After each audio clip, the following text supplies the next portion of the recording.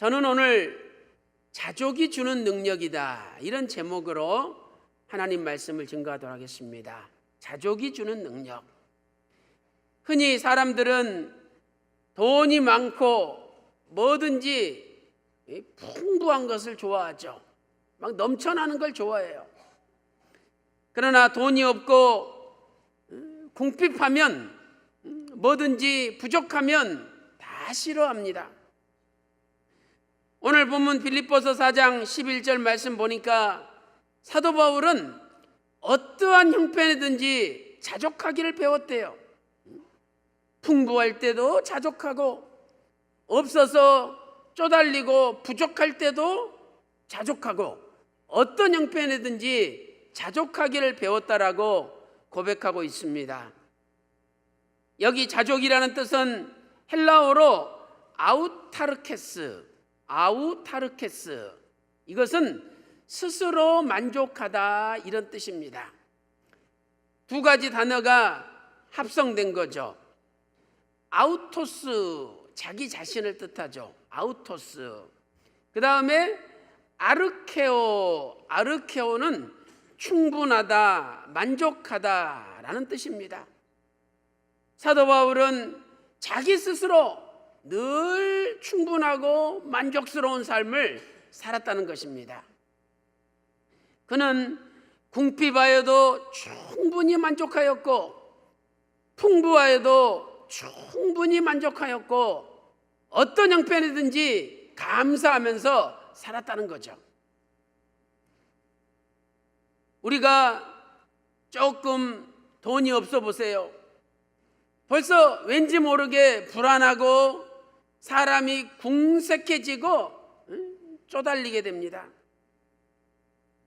빌립보서 4장 12절에 사도 바울은 내가 비천에 처할 줄도 알고 풍부에 처할 줄도 알아 모든 일에 배불렀다, 이렇게 고백하고 있습니다. 여기 비천이라는 단어는 헬라어로 타페이노죠. 이 타페이노는 누르다, 이런 뜻입니다. 뭔가 압박을 받는 거예요. 그런데 오늘 사도 바울은 그런 고통 속에서도 자기는 만족하면서 배부르게 살았다라고 고백하고 있습니다. 참으로 놀라운 신앙이죠.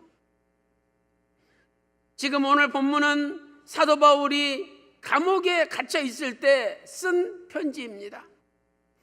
감옥 속에서 배고픔에 눌려있고, 추위에 눌려있고, 또 쇠사슬에 눌려있습니다. 그런데 그런 고통 속에서도 나는 만족하고, 나는 감사하며, 나는 배부르다라고 고백한 것입니다. 그렇게 고백할 수 있었던 이유가 무엇입니까? 사도 바울에게는 자족의 능력이 있었기 때문입니다. 자족의 능력. 사랑하는 성도 여러분, 오늘 저와 여러분도 자족의 능력을 배워가지고 어떤 형편에든지 감사하고, 어떤 형편에든지 만족하면서 행복하게 사시기를 주님의 이름으로 축원합니다. 그렇다면 자족은 어떤 능력을 가지고 있습니까? 첫 번째로, 어떤 형편에든지 항상 행복한 능력입니다. 어떤 형편에든지 항상 행복한 능력이에요. 대부분의 사람들은 외부 환경에 지배를 받습니다.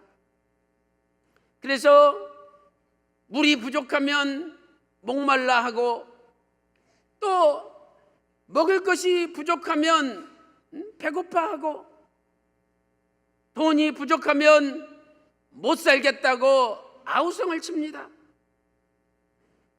이스라엘 백성들도 가데스라는 광야에서 하나님을 원망하고 모세라 아론을 원망했습니다.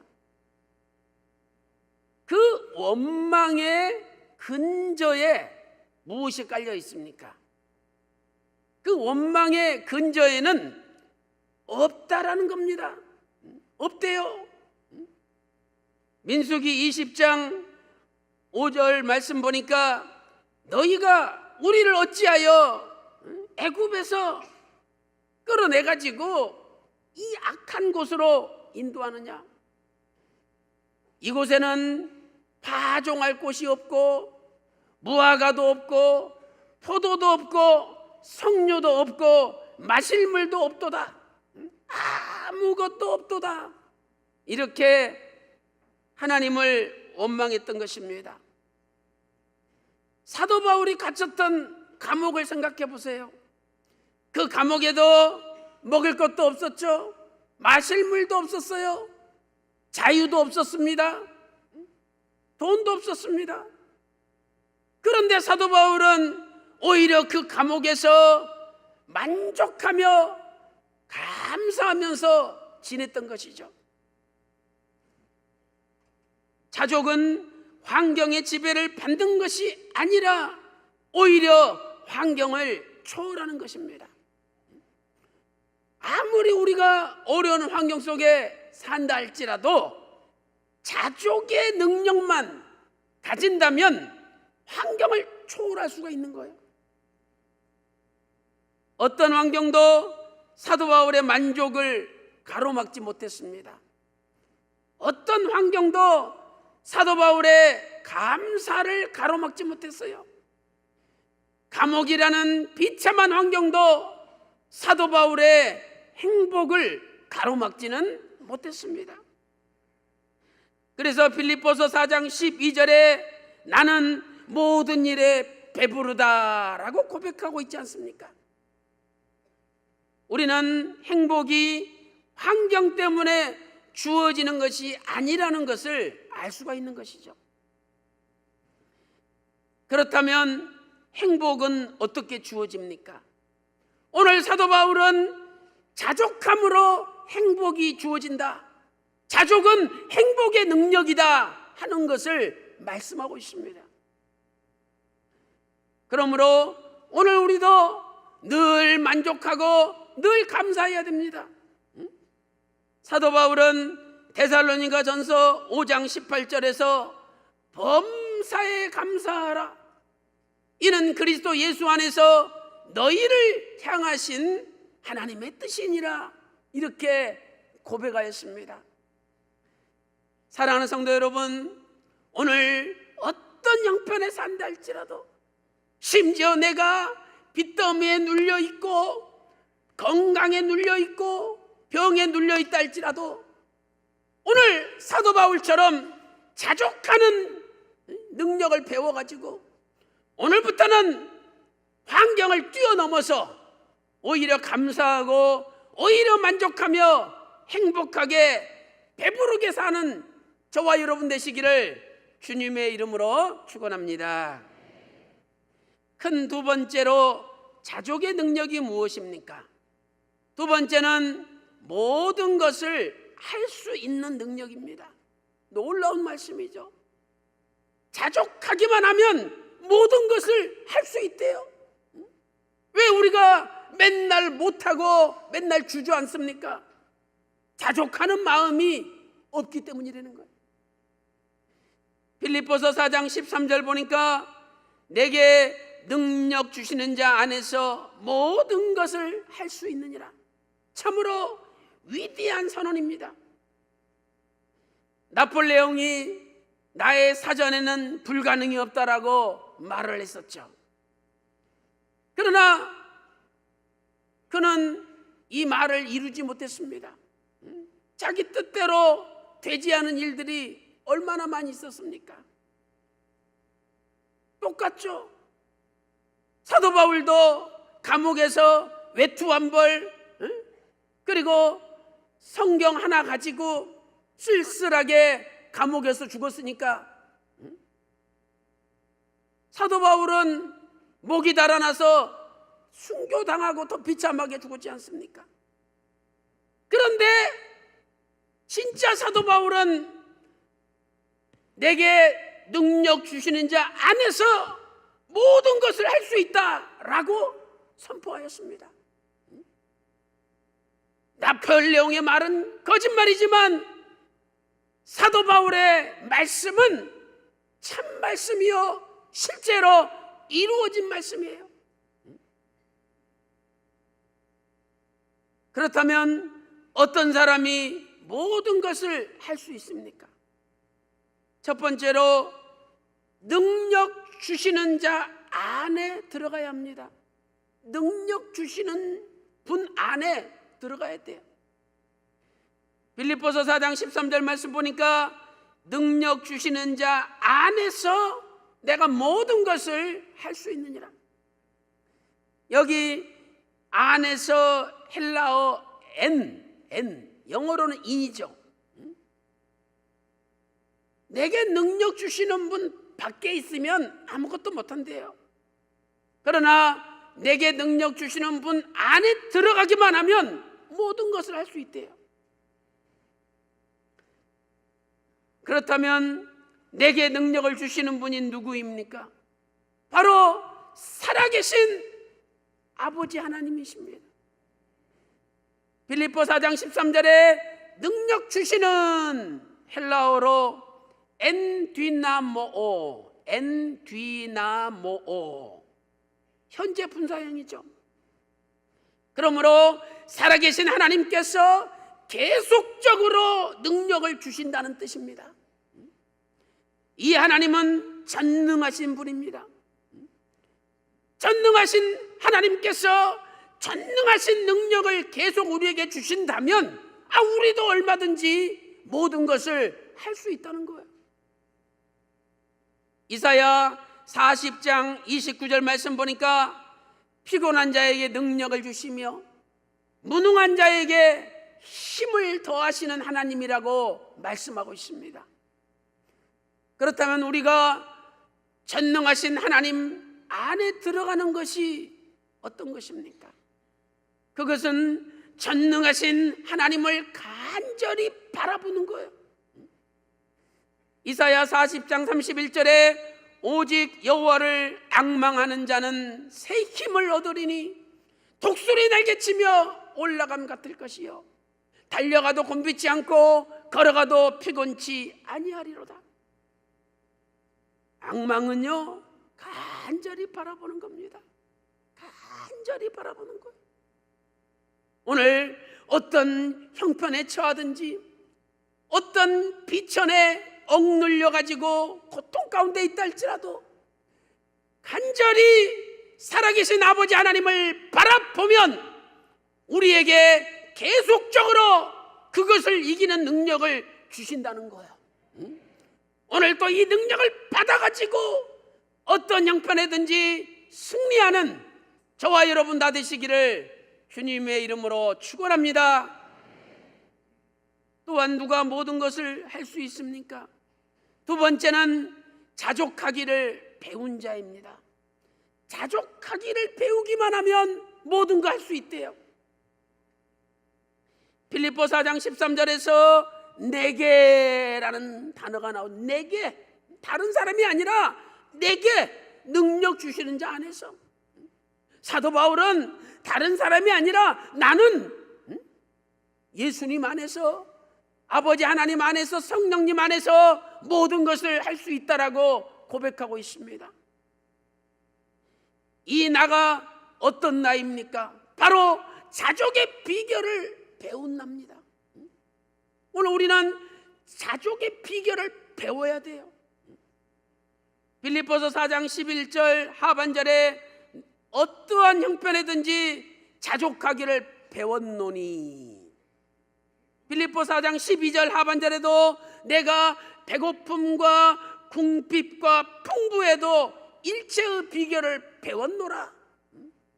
여기 배우다는 단어가 두 번 나오죠. 헬라어로는 전혀 다른 단어예요. 그러니까 우리는 두 가지를 배워야 된다는 거야.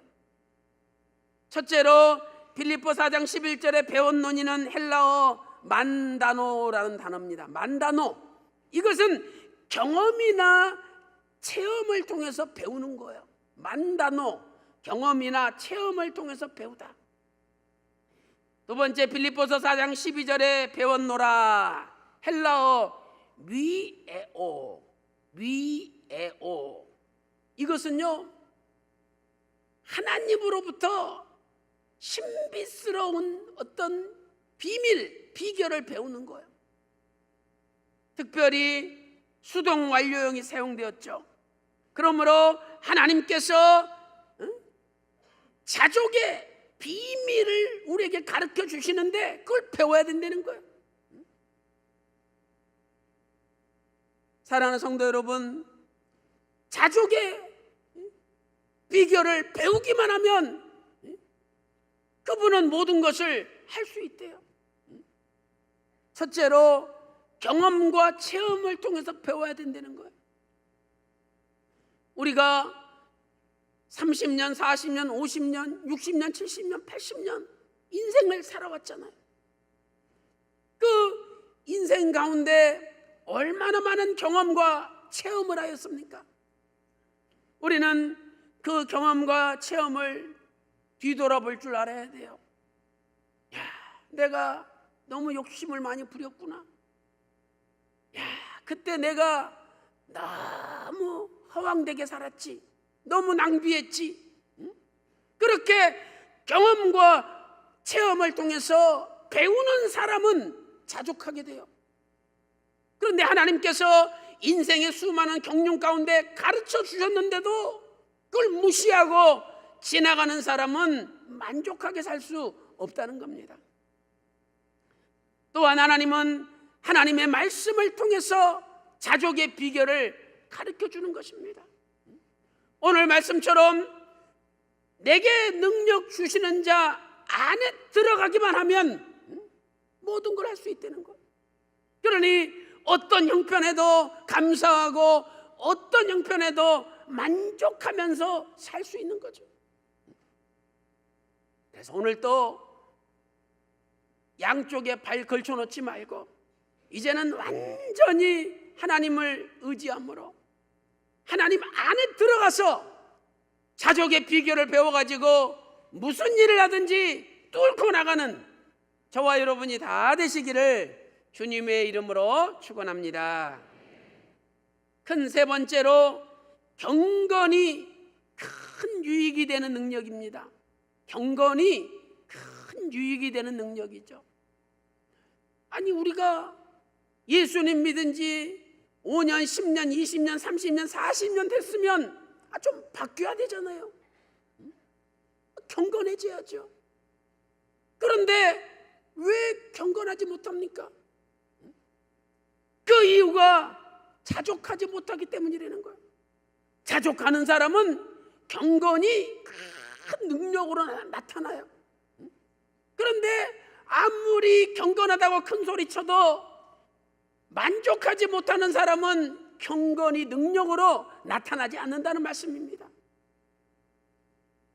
하나님께서는 우리가 경건하게 살기를 원하시죠. 시편 4편 3절에서 여호와께서 자기를 위하여 경건한 자를 선택하셨다라고 말씀하고 있습니다.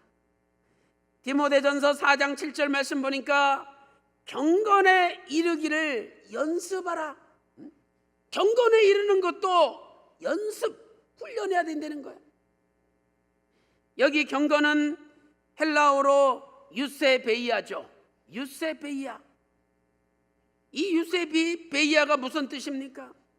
자기 중심에서 하나님 중심으로 나아가는 삶입니다. 우리는 자기 중심의 삶을 살아요. 자기 중심의 삶에서 하나님 중심의 삶으로 나아가는 겁니다. 이 경건의 연습은 범사에 유익해서 이 내세 금생과 내세에 유익이 되느니라.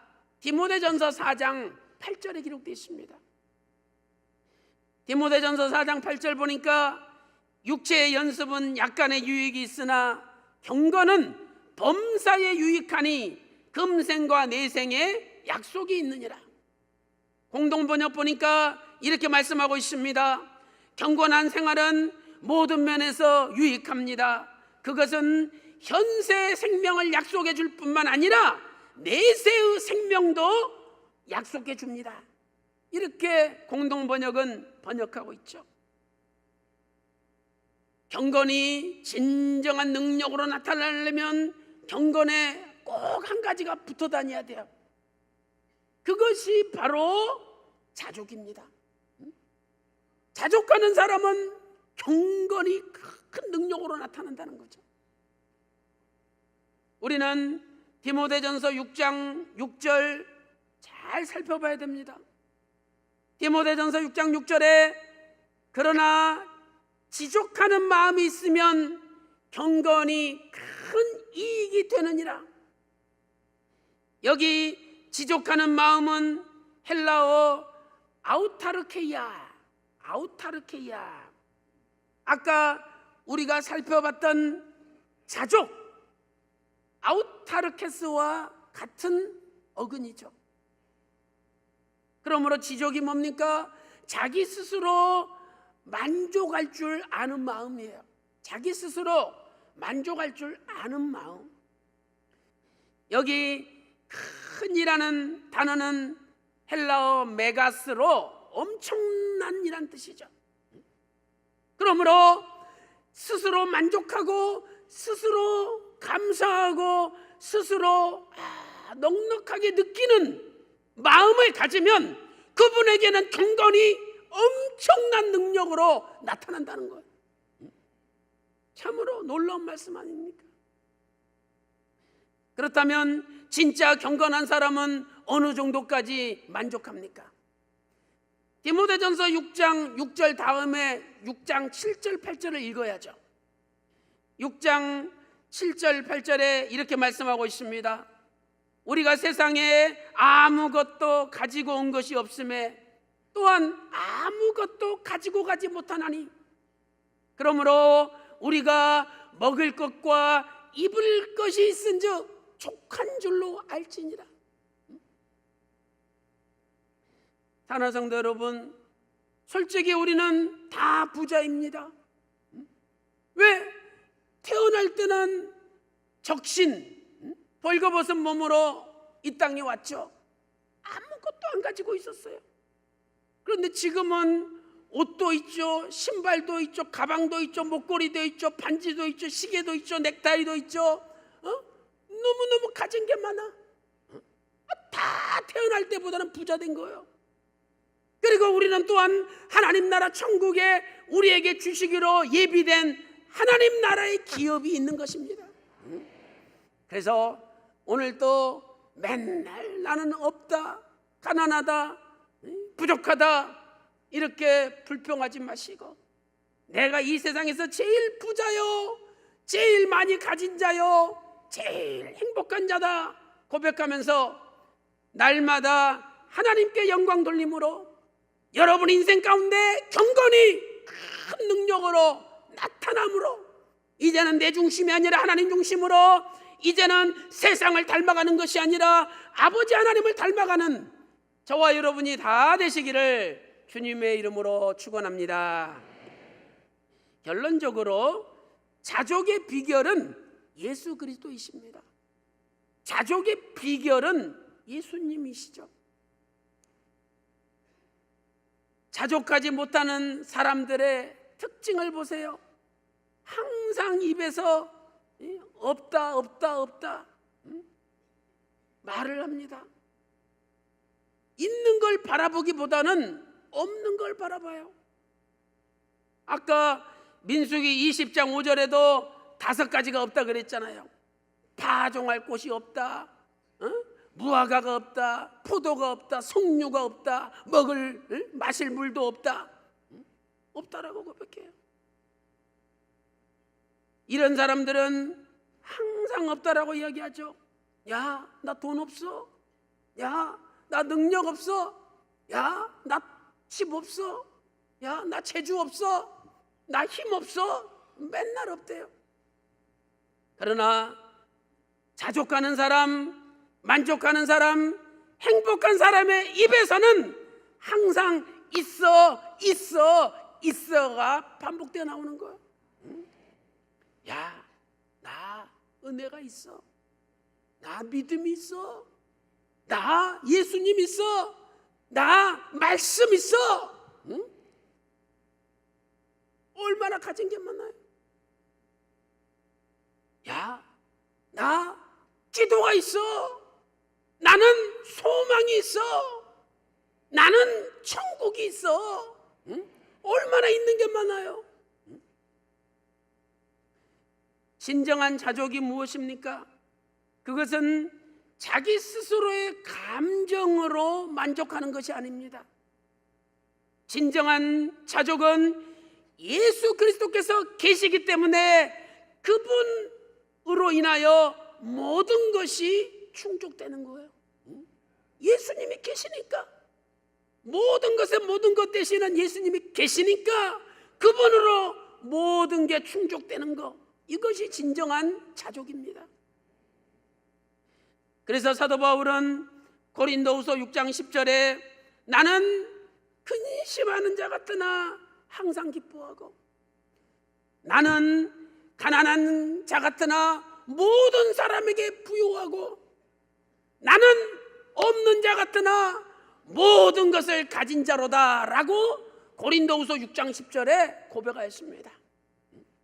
오늘 이 고백이 저와 여러분의 고백이 되어서 우리도 뭐 없다 할지라도 아니야, 나는 모든 것을 가진 자로다, 이렇게 고백하는 저와 여러분 다 되시기를 주님의 이름으로 축원합니다.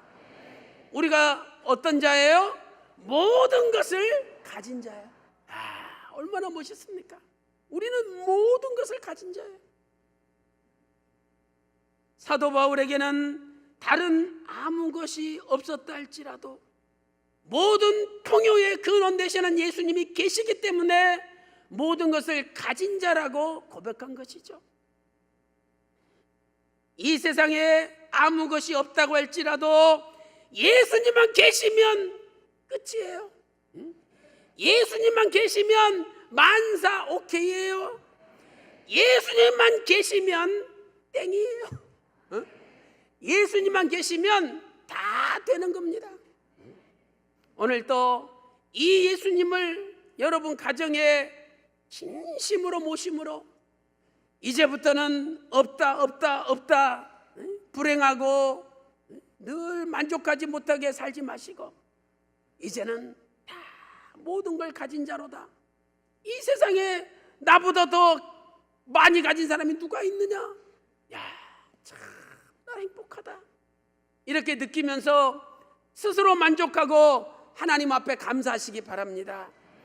그러면 하나님이 세 가지 능력을 주신다는 거예요. 첫 번째로 행복의 능력이 주어집니다. 행복의 능력. 두 번째는 모든 것을 할 수 있는 능력이 주어져요. 세 번째는 경건의 큰 능력이 주어집니다. 오늘 또 자족의 비결을 배워서 저와 여러분 가정에 행복의 능력, 모든 것을 할 수 있는 능력, 더 나아가 경건의 큰 능력이 나타나는 남은 인생이 되시기를 주님의 이름으로 축원합니다.